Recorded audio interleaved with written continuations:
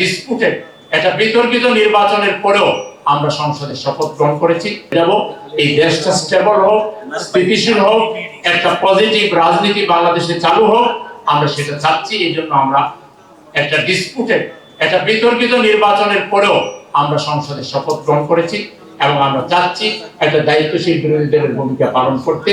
আমাদের এই ভূমিকার কারণে দেশ যদি সামনের দিকে এগিয়ে যেতে পারে, ইনশাআল্লাহ সামনে সেই দিন আসবে যেদিন পুরোপুরি নেতৃত্ব এদেশের ইসলামী আন্দোলন দেবে ইনশাআল্লাহ। সেই দিনের জন্য আমরা অপেক্ষা থাকলাম।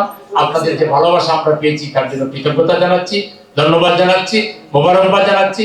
আপনাদের খাস দোয়া চাই আমরা যেন রাইট ট্র্যাকে চলতে পারি, আমরা যেন রং হেডেড না হই, আমরা বিরোধী দল হয়ে যেন আমাদের মধ্যে যেন কোনো অহংকার না আসে, আমরা যেন সঠিকভাবে দায়িত্ব পালন করতে পারি। এই জন্য আপনাদের দোয়া চেয়ে, ভালোবাসা চেয়ে, আপনারা কষ্ট করে আসার জন্য আপনাদেরকে অনেক অনেক মোবারকবাদ জানিয়ে, ধন্যবাদ জানিয়ে আমার কথা এখানে শেষ করছি। আমার তৌফিক ইল্লা বিল্লাহ। আসসালামু আলাইকুম ওয়া রাহমাতুল্লাহি ওয়া বারাকাতুহু।